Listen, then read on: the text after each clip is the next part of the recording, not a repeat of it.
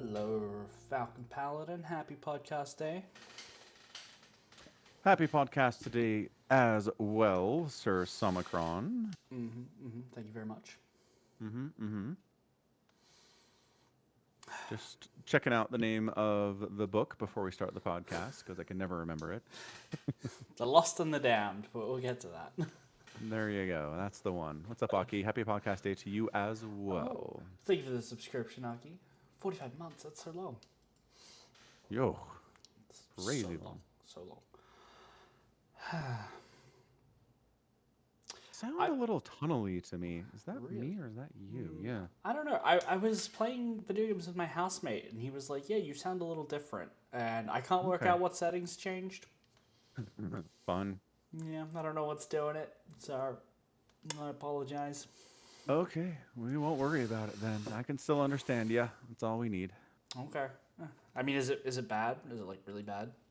No, it's just noticeably different is all. I don't know if Aki notices it different either. No, she might. We'll have to wait though. Yeah. Yeah. We'll have to wait and see. So I guess first off, I just find it really funny that like every StarCraft 2 channel that I know of is like, Blizzard's trying to kill Protoss. Look at these terrible changes they made. And it's like, you guys, it's their proposed changes. They're looking for feedback. Thank you for giving them feedback. But let's not assume everything is doom and gloom already, folks.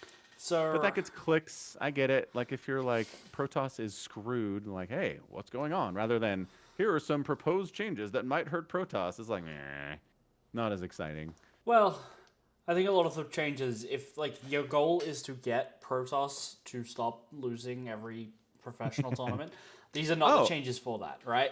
I hear ya 100%. I'm just saying, portraying them as this is killing Protoss is like, nope, not yet. Not yet. They're definitely doing it to be insightful. Not insightful, inciting. Yeah, which again, I get it. It gets you more clicks. I understand. It gets clicks, and clicks get the message out that the patch sucks, and Yeah. I don't think it like in service to that. I don't think it's all bad. I have heard that there are changes definitely coming. It will not roll out like this. That's good. Who'd you hear that from? Pig, who's on the balance council. Nice. So Good. Wonderful. yeah, and He's that's on the balance council, and he's complaining about it. Yeah, Who well, else is on the balance council? Who do we need to string up? It's not Pig. well, If that's Pig's complaining about it, then someone else is screwing this whole thing up. so. I mean, being on the balance council, I don't think means you're necessarily hands-on in the balance council. Oh. There was someone who posted, and I posted a screenshot of it in the Discord. I think it was Risky, who was like talking about why he left the balance council a few years ago. Okay. And so basically, just being there doesn't necessarily mean you've got a lot of sway. So, Like, it just means they message you on Discord every once in a while and go, hey, what are your thoughts? it might literally just mean you're in a Discord and they Yeah. put some stuff in a chat, and if you don't read it, they just go, okay.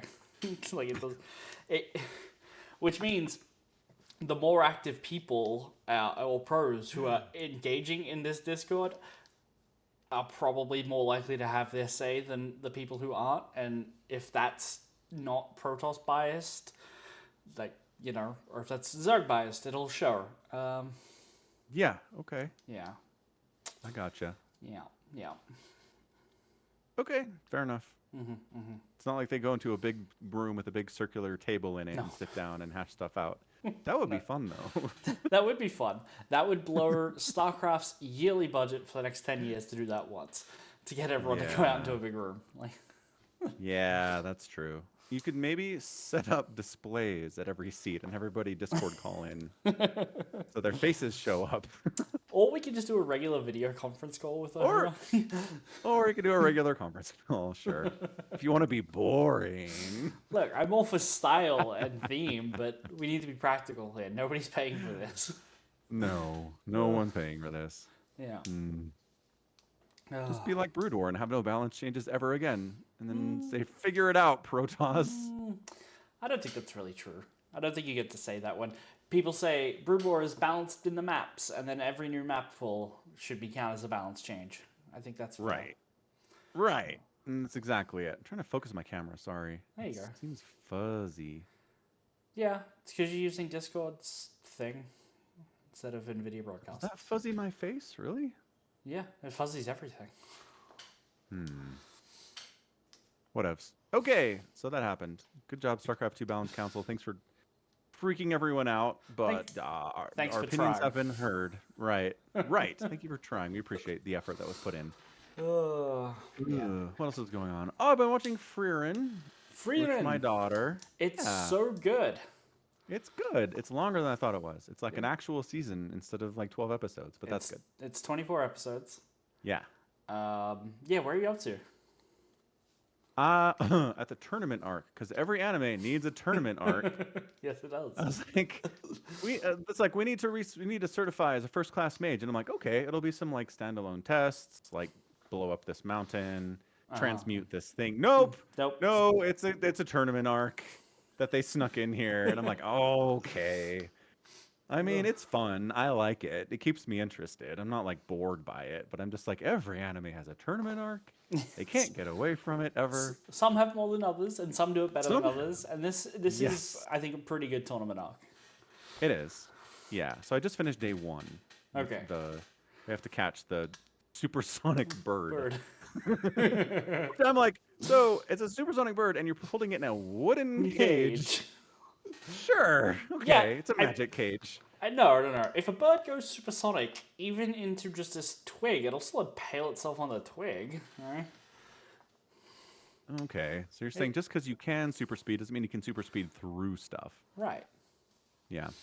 I'd Fair. love to see a version of like the Flash where he's super fast and he tries to like run through a wall or something to get to like inside a burning building, and he just splatters himself, right? That Right.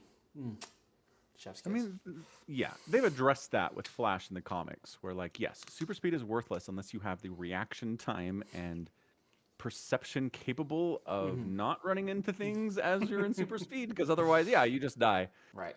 So, right, it's a two-parter. Super speed always comes with another angle to your superpowers, or it's not really all that good. Yeah. Right. Anyway, Frieren. Yeah, it's nice. I just like the themes they're kind of building on over time, like the obviousness that Frieren and Himmel liked each other, but Frieren never did anything about it. And then She's by the kind of starting to regret it now, like 100 years later. right, by the time she realizes how she even felt, it's too late, right? And that's Right. it's very much about her perspective as someone who basically will live forever, you know. Yes.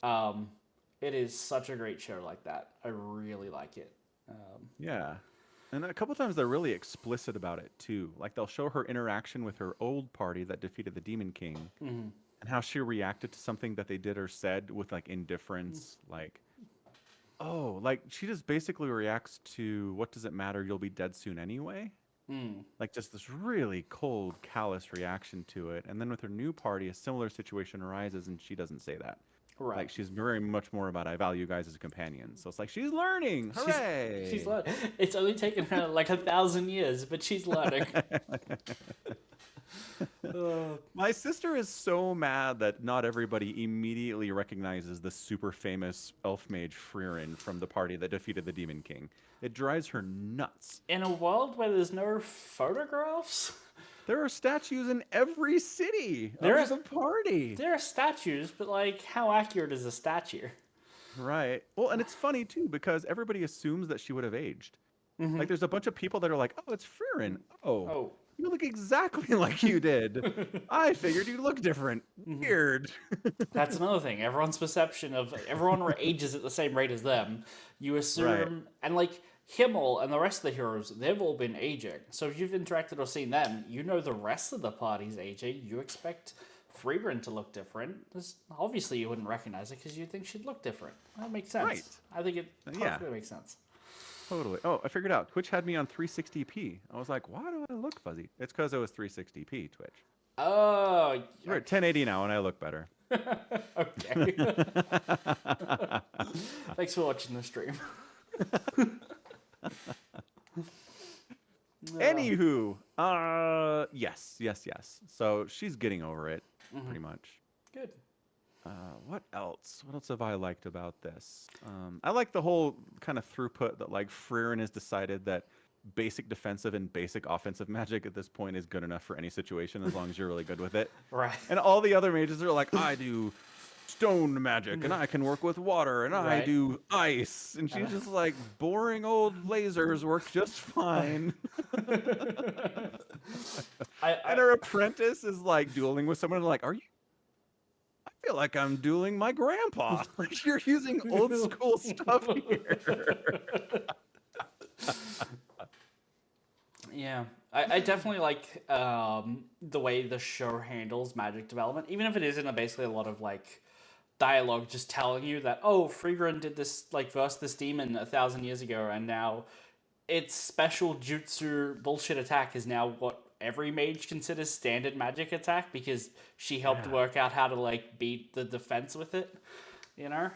Yeah, I really like it. It really feels like magic has evolved in that world in a really well written way. I think it's a very good world build there. Yeah, and Yeah. it's simple. It's just like everyone has mana. They have more mana or less mana. Mm-hmm. When you run out of your mana, you can't do magic anymore. Mm-hmm. That's it. That's Yep. all we know. Like a couple of times they're like, "Oh, you're casting a lot of big spells. That's going to use your mana," but they're not technical about it. There's like Right. there's no bar, there's no countdown. It's just Well, like, I don't know, you're using big spells right now. there is kind of a bar, which is your aura or whatever, like the amount of mana that you're like outputting to the rest of the world.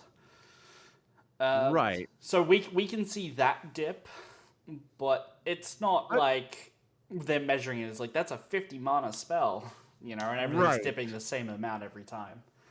Right. And the mana they can see is capability, right?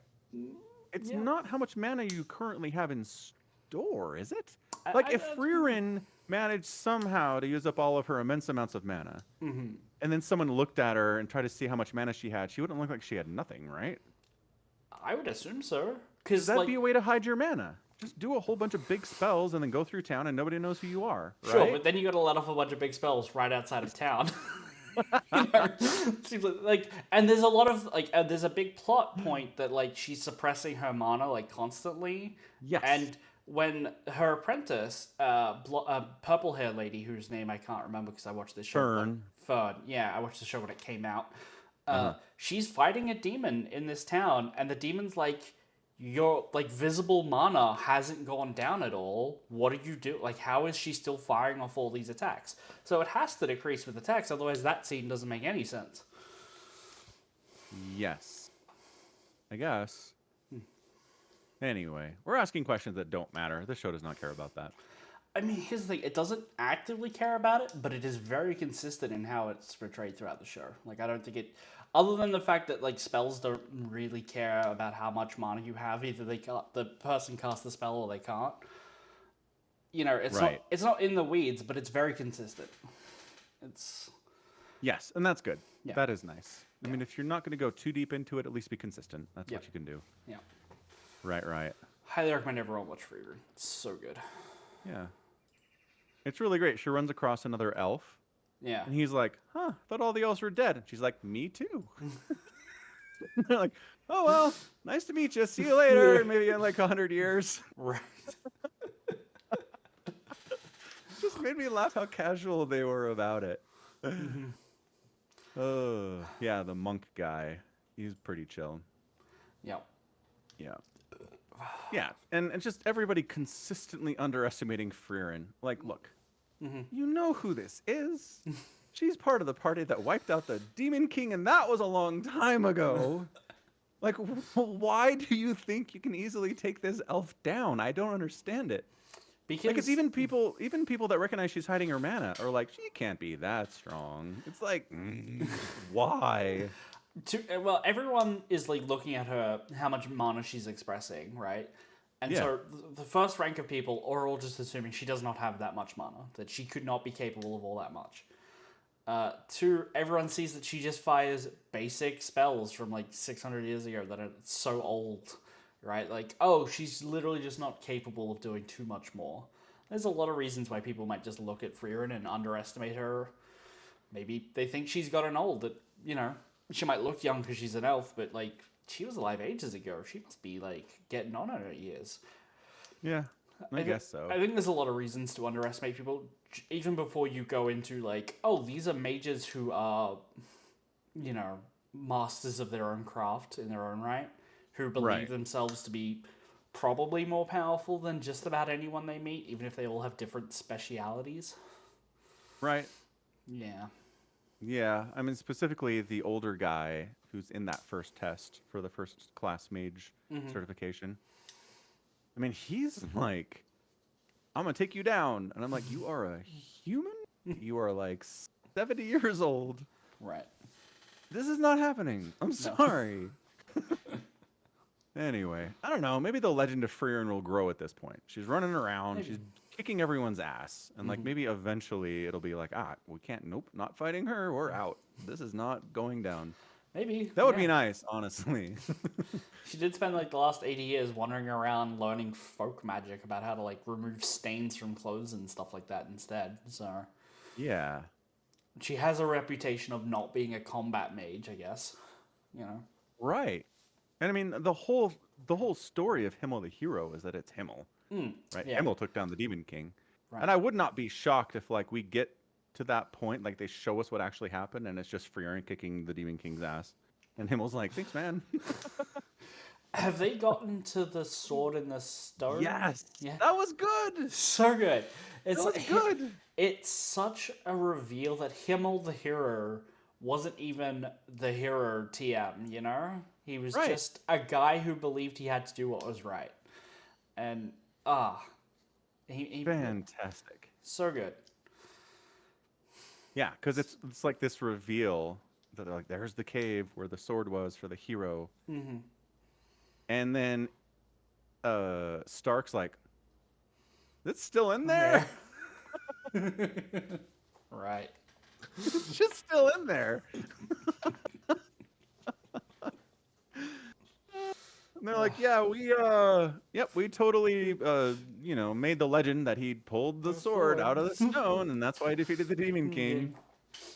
Because nobody wants to, like worship a hero who didn't pull the sword out of the stone. Right. Yeah, that was really good. Yeah. It's a good show. Everyone should watch it. So Yep, good. season 2's coming at some point.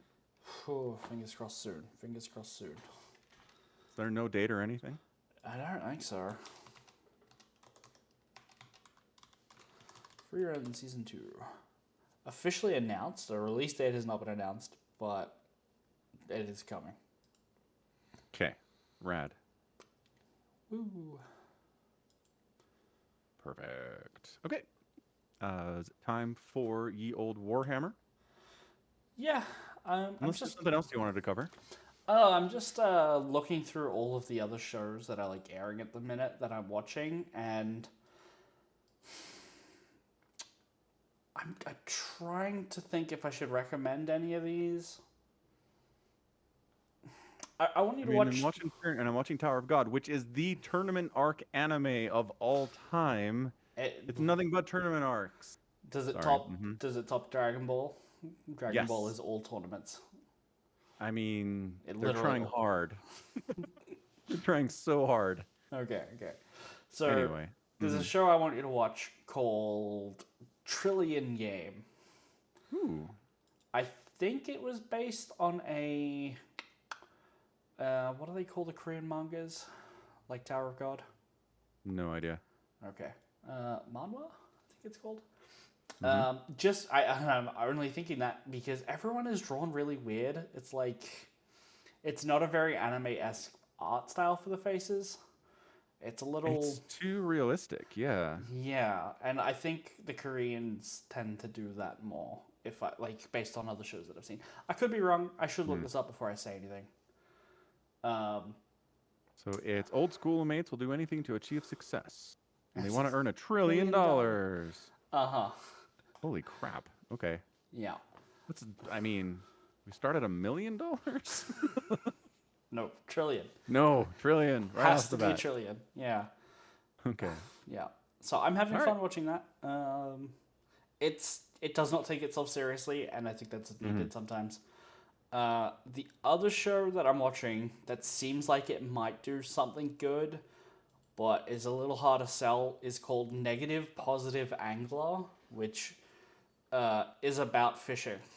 It's a fishing anime, and it's surprisingly fun.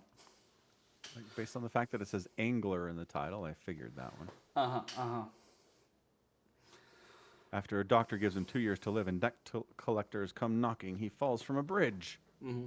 Then he gets saved and then Yep. catches a huge sea bass.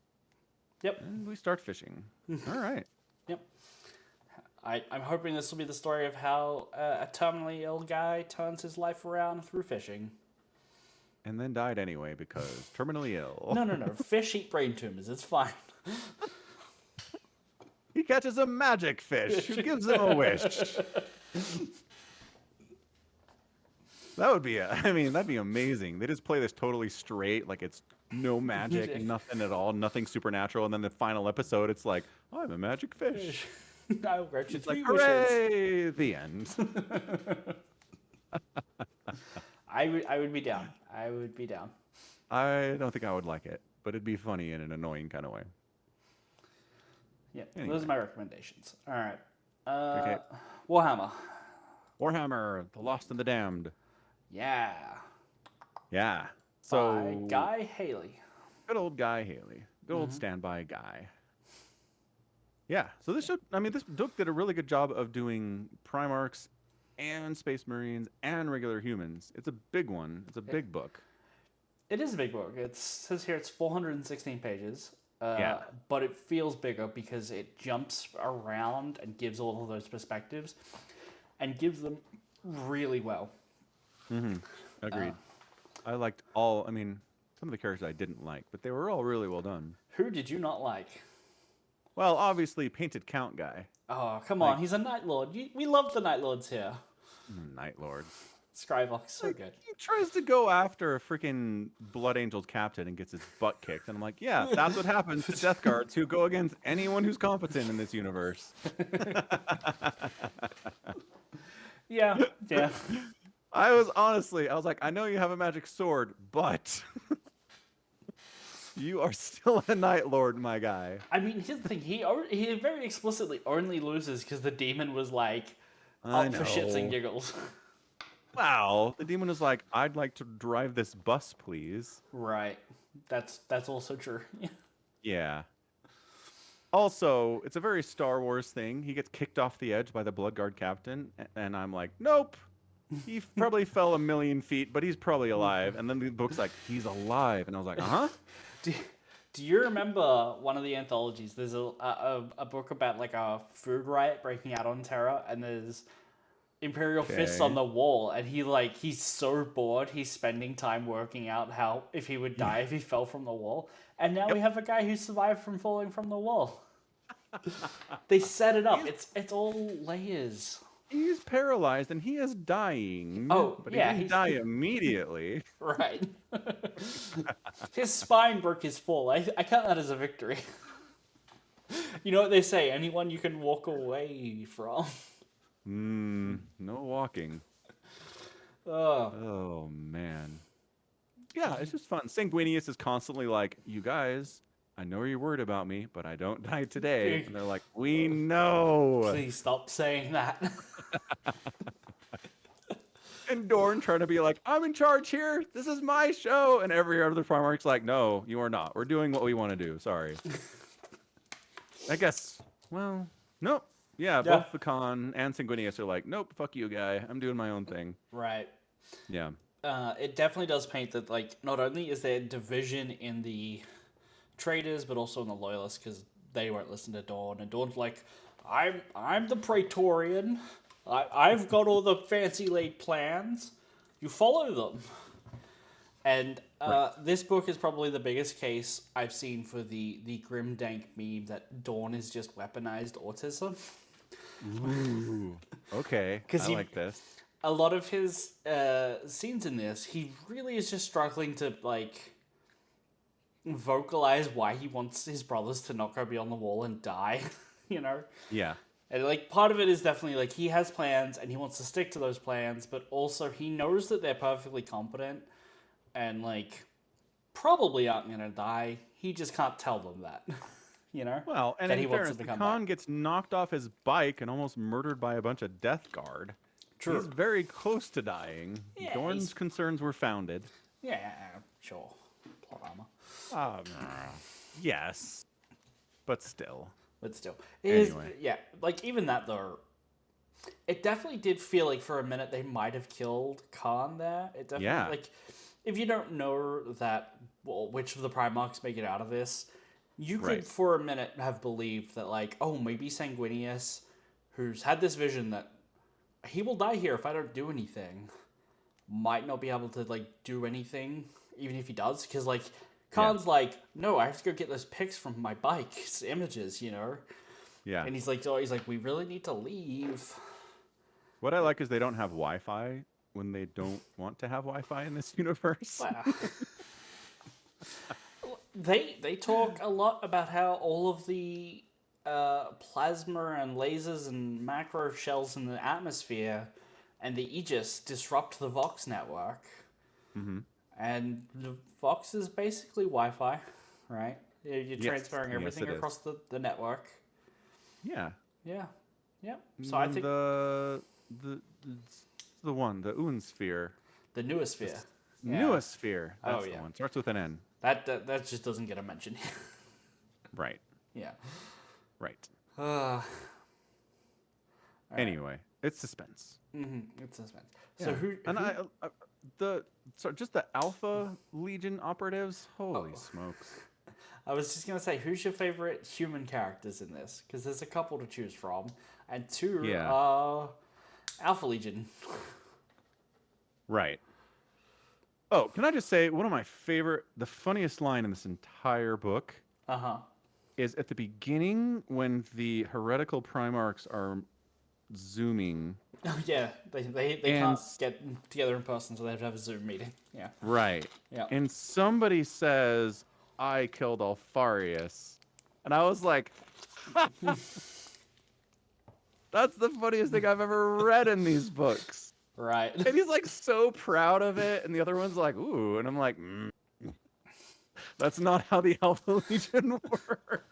So I think the scene you're thinking of is not the traders. It's when Rogel and the loyal Primarchs are getting together and they're just like, "Hey, we should explain to all the people just picking up this book where everything is." And they have like what? How is the board set? And Dawn's like, "No word." Malcador's like, "And no word on Alfarius," and Dawn's like keeping it to himself that I killed Alfarius on Pluto, but I'm not telling anyone. And Malcador gives him a look Oh. like, Oh, you're right. Dorn did say that. "It's Dawn." Well, it's Dawn. It's Dorn. Yeah. Oh, that's even funnier. That's way funnier. Yeah. Okay. And look, let me just tell you, if the lore actually is that happened and Alfarius actually died, not as funny. Because that's not the thing. That is what happens. It's it's the Alpha Legion. It's the Alpha Legion. Fine, it's funny again. Look, it's that is what happens right up until they want to write another book to say it didn't, you know? And even then, it'll be the Alpha Legion. It's the Alpha Legion. Fine. Fine. It was a nice reminder, though, that the Alpha Legion, that book we read about the Alpha Legion, where they Right. saw the vision from the Eldar about how humanity needs to die or else everything goes to shit and it's horrible. And I was like, oh, right. Someone keeps reminding me about that, and I keep forgetting about it. Yeah, it's theoretically true, or it could be the Cabal messing with people. Yeah. And then I was like, but 40K exists. Therefore, Well, I mean, their plan is that Horus needs to win, and we know Horus doesn't win. So, right. Exactly. Right. Because 40K exists. right. So maybe their plan would have worked. Their plan to have humanity get wiped out and have it, like, have Well- the Chaos Gods burn themselves out? Yeah, maybe that would have worked if Horus had won. Maybe. Yeah, but then they also say that if Horus doesn't win, like, everything just goes away forever. And, like, everyone dies, and it's horrible, and there's no coming back from it. No.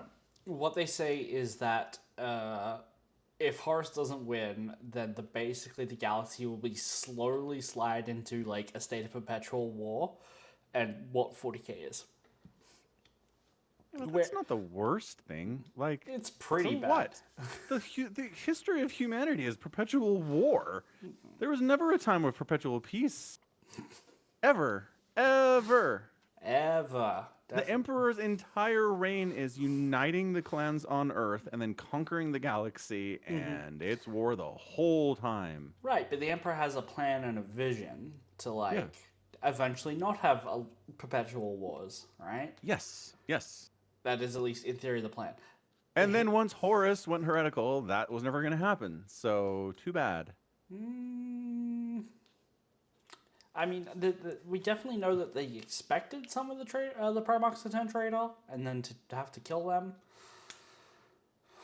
Yeah, but good luck killing Angron.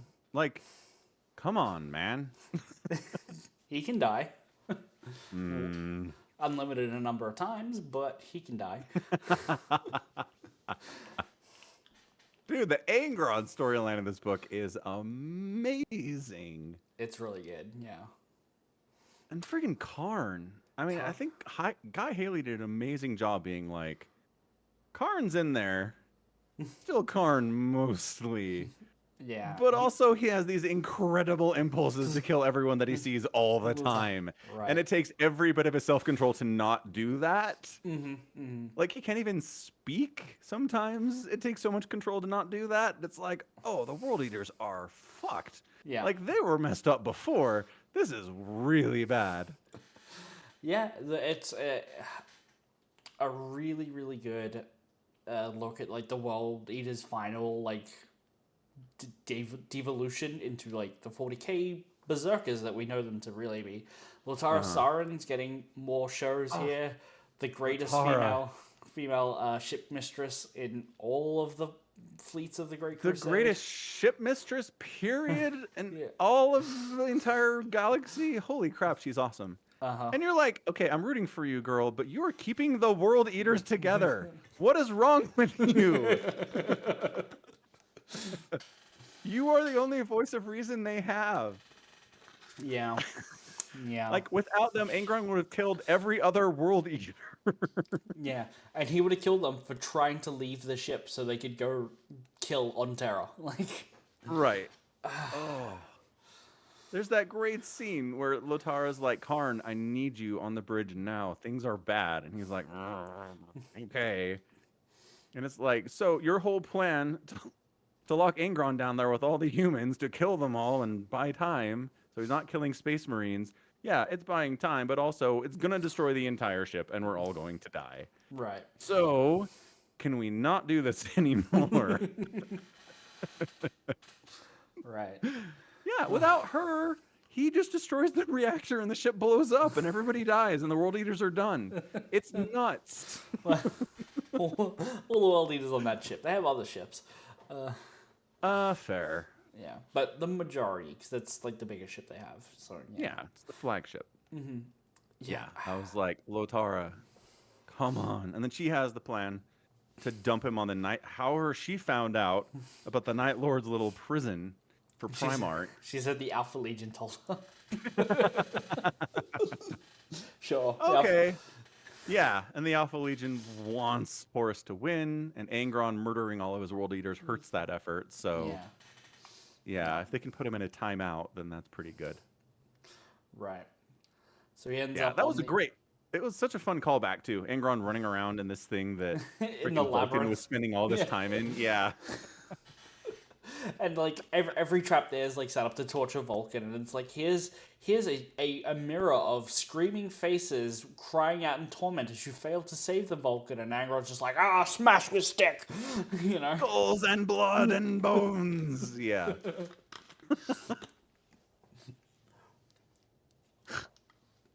And then when it's time, they just like open these doors to the outside, and he like follows them like a puppy. Yeah, he's like, "Ooh, freedom, freedom!" And jumps down to earth like a comet. Skulls Amazing. Yeah, right. Incredible stuff.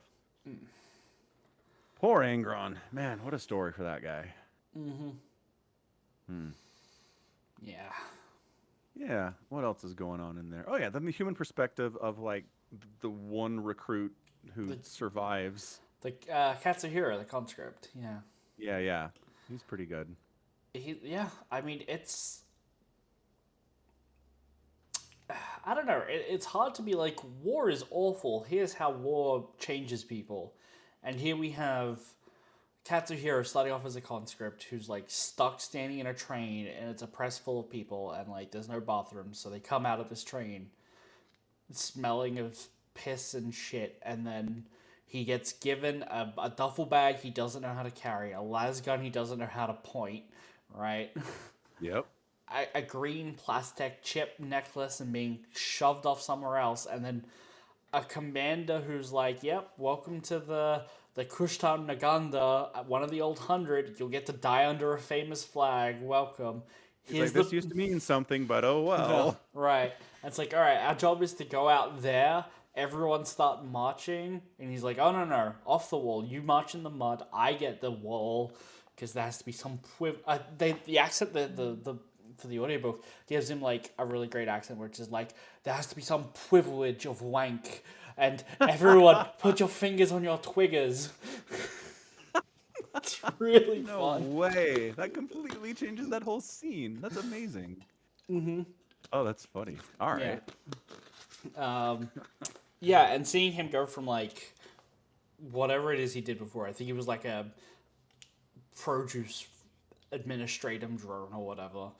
Uh-huh. And then he's like, okay, by the time the end of the book and they're falling back through this wall, he's like, every time I think I've mastered my courage, a fresh horror robs me of that. But like, he's also, every time there's a fresh horror, he just shoots it in the face now. Like, he's marching off the wall. He's like jumping off the battlement to follow the Space Marines to save Jagatai and fight with the Blood Angels. He, Mm-hmm. he really finds himself and is being so deprived in the process. you know? Yeah. I mean, it's freezing. They don't have enough food. They don't have enough water. They're getting sick all the time. And then Mortarion shows up, and there's all this new illness running around. Right. It's horrendous. Yeah. And he talks about how just about every piece of his equipment, like he starts off with, is entirely insufficient for the cold and like Mm-hmm. the gas that the Death Guard start using.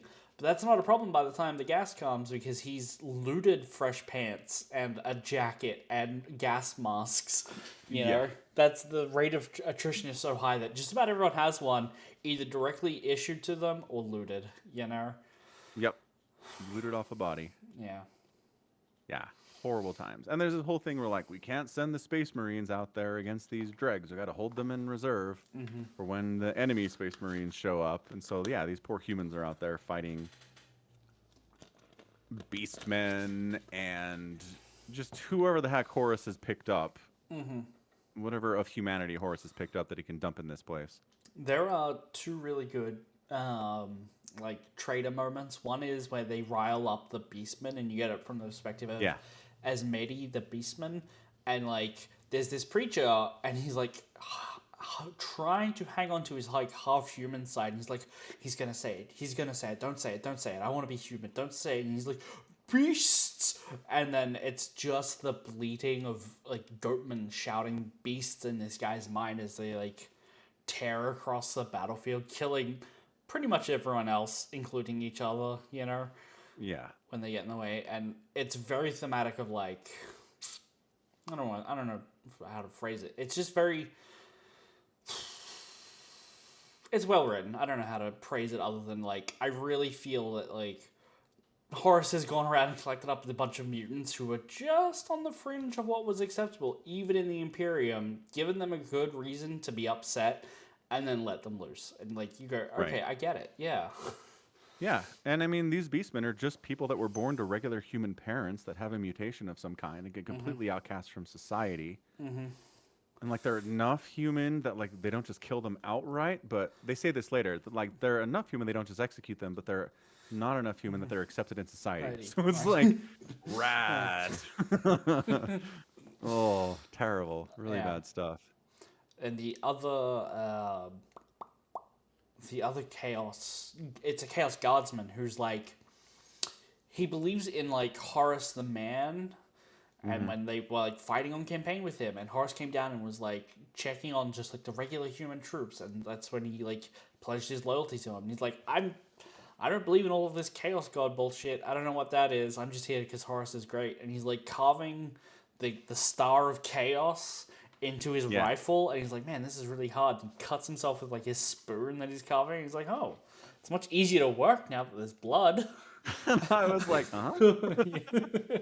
I wonder what that means. Ugh. And then I, he's dead. oh Like yeah, he's dead almost immediately after getting out of his chip on Terra. Yeah. right. Because like they've crammed him into like a bulk transport that's not meant for people. They've lived in there for like 3 years, and they're like, yeah, sure, we're getting deployed this time. Everyone's Yep. saying that. So like the last two times, and then they're like, oh no, we are getting deployed, and everyone's getting ready. And then they're like, how are they gonna put us down? And like, oh, they're just crashing the ship. Right. This Yeah. is not intended to be a landing vessel for like interplanetary travel. They're just gonna drop us from orbit and have us crash onto the ground. Yeah. Yeah, and it's like tumbling, and people are getting squished onto one side of the thing. This is really terrible stuff. War's bad, turns out. Was bad. Yeah, and then there's the the Guy Haley in the afterward calls it the Battle of Britain. He Oh. wanted a perspective of like the fighter pilots. Oh, right. Yeah, so that's Yep. pretty fun. There's not a lot of it there. There's like one fighter pilot we're following, and she's Yep. doing her best, but eventually she's losing all of her flight mates, and the ships coming for her are better and better and better and stronger than faster than hers, and it's just Yeah. not going to end well. Yeah, It's good. It's Yeah. good though. She's fun. She's got a husband that she hasn't seen in 5 years, but that doesn't stop her from loving him, and yeah, heartbreaking. Like it literally is like 3 lines of giving her a personality in the entire book, and it's still like, she still loves her husband as she dies. It's so she sad. reaches out for his picture on her dash, and she can't reach it before her ship explodes. Explodes. And it's like, Yeah. ooh, Yeah. oof. Oof. And then Abaddon's all up there being like, Horus, why are you being so embarrassing? Why are you going on these stupid vision quests where you're drooling and your mouth is open while you're asleep? This Right. sucks. Screw Uh-huh. all these priests. We can defeat the Imperium without them. We don't need all these stupid demons. He's the best. Yeah, he's definitely having his moment of like, we should be martial might manifest, not this sorcery bullshit. And like, from the perspective, if he didn't have like Gulliman at his back, he's probably right. You know that they could probably eventually take Terra. They are making ground slowly. They do like this book is set over a couple months of the war, and it's like just trying to break into the palace that has like a near invulnerable shield over it is challenging, but they're making ground slowly. Like by the end of the book, what do they call it? The third, first, and second lines of defense are entirely crumbled, and they're all now within the Daybreak Wall. I should look up the map for this because much like the solar system, there's a map that is thematically made to help people see. I assume it's this one. Yes, I accept the cookies. That's the solar system. That's just the solar system map. Where are the rest of the maps? Oh, there. No, that's the helium. There's a lot of maps. I'm just going to link you to the website where the maps can be found. So scroll down and look through those.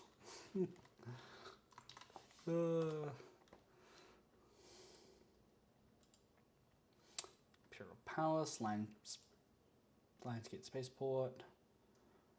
Where is the proper one we need? Mercury Exultant Kill Zone. The Hegemon, the Orbital Plates, Adamant Wall, Europa Sanctus. That's the palace interior. See, there's a lot of there's a lot of walls and like Yeah. stuff. They have several maps that are huge and show like cityscapes, and then the next one is like a building is also a city. The next map zoomed in, you know. Right. So Super, super ginormous. Built on top of Mount Everest. yeah, which I guess if you always want to have the high ground, that's how you do it. I mean, when you're getting pounded from orbit, it doesn't really matter anymore, does it? Yeah, I suppose. I suppose. But yeah. So those are the maps. What are Yeah, they? these are cool. They're very cool. Yeah. What else is there? Is there anything else that we've missed? I mean, Perturabo being impetulant. Like, The whiniest of all the Primarchs. yeah, yeah. Honestly, Perturabo. Like, knock it off. Well, and at the end of it, too, when Horus is like, I want to talk to you, Perturabo. Come to my ship. And he's like, okay, but I smell a trap. And it's like, Perturabo, I've always valued you. You're the best. And I'm like, this is not good for Perturabo. I don't like where this is going. I two things that I really like about that. One is he's very easily manipulated because Horus lays out some good points. That, like, Angron can't be caged. Fulgrim is self-indulgent. Mortarion is like toxic to everyone around. You're the only one I can deal with in person, right? You and me, brother to brother. You know, everyone else I have to manipulate, Oh, not and you. and then he's like, and everyone else just accepted the gifts from these gods and are being used by them. They're puppets, but not me. I use them, and you're like me. Right. You can also use them because you're really strong. And I'm like, oh my gosh, I Perturabo's gonna die. I I consider us to be like almost equals in our intellect, and Perturab is like, are we there? Because he does think he's the smartest Primarch, that's for sure. Yeah. The other thing I really like about that is when he lands, he's like, Horus should have come and seen me as I landed. This is an insult to have to deal with little Horus Axamand. And he's like, I will get refreshments for your soldiers. And they're like, no, they don't need refreshments. They're here to guard my ship. And he's like, oh, okay. And then he's like, all right, we're going. I'm going. And he's like, he's not in Lupercal's court. You've got to follow me to this new place. And he's like, I guess. And they're like, I'd have preferred stairs. Elevators provide too much of a risk of assassination. Yeah, he's like, let's take this elevator. And Perturabo's like, boo. That's really good. I really like Abaddon standing up to the heretical Primarchs and being like, now behave, children. Horus isn't here, but that doesn't mean you can snipe at each other all the time. Right. That's pretty good. It was good, yeah. So there is a bit of foreshadowing in there that I don't know that you're getting. So after the Siege of Terror and after the traitors lose and go riding with their tails between their legs, there's a line at the end of this book that is Abaddon talking to Zardak Lael? Zardak Lul? Yeah. Yeah, where he's like, Horus might be too strong and too weak at the same time, and he might lose. And Abaddon's like, what'll happen then? And goes, Chaos will find another guy, another champion. That Right. is very much a head nod to Abaddon becoming the next champion, you know? Oh. Which is weird, because Abaddon spends the entire book being like, fuck these gods, we don't need any of them. Yeah, Okay. a little bit weird, but like there's definitely a series of books where it makes it a lot better, and he what's like it's hard to just say like he learns how to do what Horus is trying to do, where he's like not strictly beholden to the gods like Horus is, and Right. that's What Horus is trying to do. yeah, but Horus is like trying to take too much of it within himself. Abaddon keeps him more or less at an arm's distance, but is still their champion. You know, it's a complicated relationship rather than It would have to be, yeah. yeah. Because the whole book, this priest is following him around, and he's like, I would like to kill you very much, all the time, every day. Right, and again after the scouring and like all of what comes next, the legions are also very different. Like the Sons of Horus get basically all the blame for the failure at the siege, even though we'll see if that's deserved or not. But I mean, and so Abaddon's position on how war should be fought maybe changes in response to like, do we need demons? Should we be worshipping the god? He maybe becomes a little more open to like any friend you can get, and even then Yeah. he's pretty quick to betray them half the time as well, as is Fair enough. the theme for chaos. Yeah, definitely. So yeah, Definitely. there's a lot of like, here's Abaddon dealing with all the demon primarchs that he'll have to still deal with later. And there are books of him being like, well, how did he get demon primarchs to like hand over the reins to him of like chaos as a whole? And we're seeing that here, that he like, yeah, he knows how to like deal with these people a little bit. Yeah. Okay. Yeah. Fair enough. Oh, another thought that I had was I hope that Dorn has a plan for the world eaters, because as we've seen before, they are dumb. And you can trap them in things. So I hope there's a point where it's like, we're going to take advantage of the fact that the world eaters are mindless killing machines who are not paying attention to anything but killing, and like do some kind of trap for them, because that would be nice. But has Dawn fully appreciated just how brutally efficient they also are in a fight, and will he underestimate them? In the last time the world eaters were tricked, they just exploded buildings on them. It doesn't matter how good of fighters they are. Yeah, but you can't explode these buildings. These are Terran buildings. They're much more important. Desperate times. I don't know. Dig a big pit. Dig a big hole. And just dump them all in there. Dig a big like, hole on come Mount over Everest. here, world eaters. There's lots of skulls to reave. And then they're like, then you go, whee! And then the trapdoor opens and they all fall in. Maybe that's what happens. I'm just saying, they are prime for something like that to happen, because they are even dumber than they were before. So, yeah, look, I'm absolutely in agreement. The problem is I've read these books. Yeah. And I'm going to say maybe this conflict, despite being huge, like they talk about how the walls themselves are like 300 kilometers long, right? Right. Or to put it out in miles, a fuckload, right?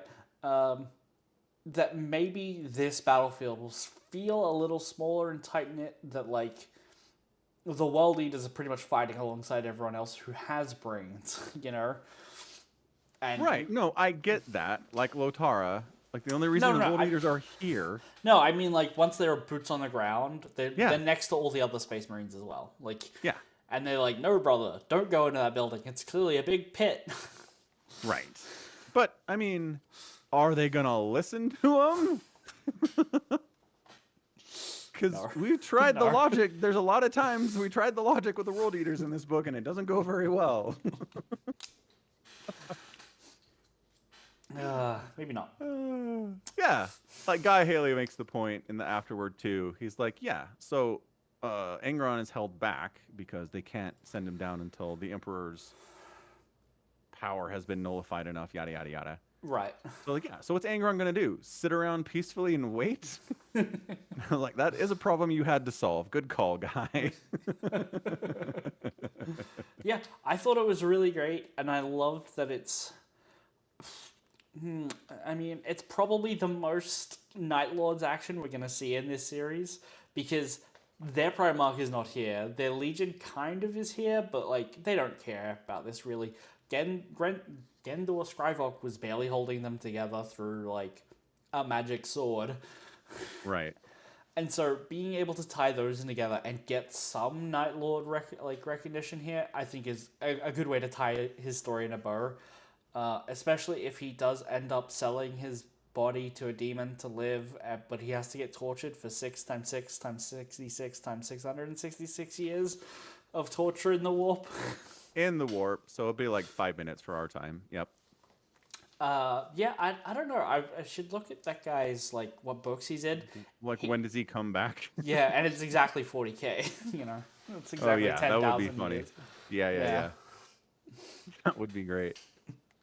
Yeah, I like too when Lotara's like has this plan to put Angron in the Primarch prison, and she tries contacting the Night Lords, and they're like, "We're not talking to you. You're a regular human. Fuck off." And she's like, so she has like drag Karn into it. Right. Poor Lotara. What a horrible, horrible existence she is leading right now. Oh, real bad. In you know, true 40k fashion, her existence will only go up from here. Yeah, it gets worse. Ugh. Yeah, and she's getting older. Like Karn, a couple times from his perspective, he notices that she's getting older and like kind of like wasting away, and like yeah, being on the ship's not helping with that. No. Yeah, Yeah. So, yeah, she's great. look forward to seeing more of her. Mm-hmm. I'm sure she gets a nice retirement fund Oh, yeah, yeah, and yeah. lives out the rest of her life on the Mm-hmm. beach. Yep. Yep. Beachfront property. Yep. Yep. Yep. Okay, so the next book is The First Wall by Gav Thorpe. The first wall. How many Now that walls are there? they're It's just like the second wall, the third wall. well, no, they all have names, don't they? The walls have names. Yes, that's true. So let's see, we've got Tropic Wall, Dusk Wall, Daylight Wall. Oh, there's Daylight Wall. The Eternity Wall, Sanctus Wall, Adamantite Wall, the Ultimate Wall.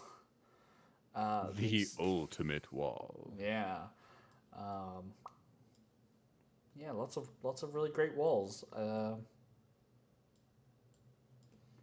So cool. So many walls.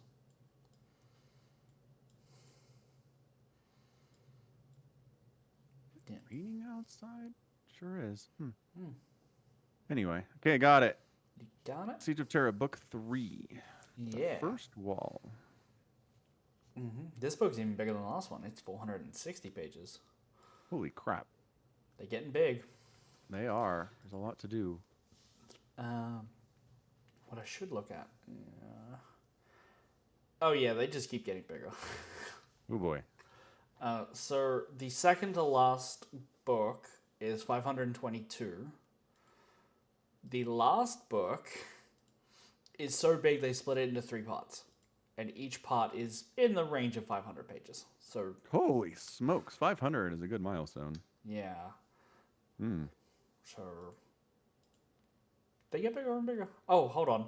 Nope. I looked at the first one of volume 1 and was like, okay, I'll take that as a milestone. 500 pages for number 1, 750 for book 2. Oh my gosh. Okay. Book 3 goes back to 500. These are like Brandon Sanderson books we're writing at this point. Good grief. Yeah, a little bit. Wow. Okay, deal. I will keep that in mind because my gosh. Yeah. You got to set aside enough time to read these with all of your 12-hour days streaming. Yeah. Okay, deal. Deal? Deal. All right, time to wrap it up. Sure. Let's wrap it up. Okay, so that's going to be it from us today. This has been Somicron and Falcon Paladin with another edition of the Falcon Paladin Hour. Talking about StarCraft, talking about anime, talking about Warhammer, all sorts of great stuff. You can support the podcast by going to patreon.com/Somicron and pledging there. You can also subscribe to the Twitch channel, twitch.tv/Somicron with a Prime sub or whatever. Throw some bits. And the VOD show up at youtube.com/Somicron. Subscribing there as well will help. And until next time, as always, thanks for hanging out, and we will catch you next week. Bye. Bye-bye.